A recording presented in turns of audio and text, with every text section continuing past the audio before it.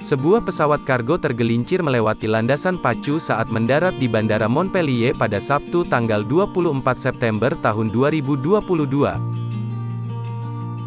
Pesawat tergelincir di sebidang rumput di tepi danau di mana bagian depan pesawat masuk ke dalam air. Terdapat 3 orang awak di dalam pesawat dalam keadaan selamat dan tidak terluka.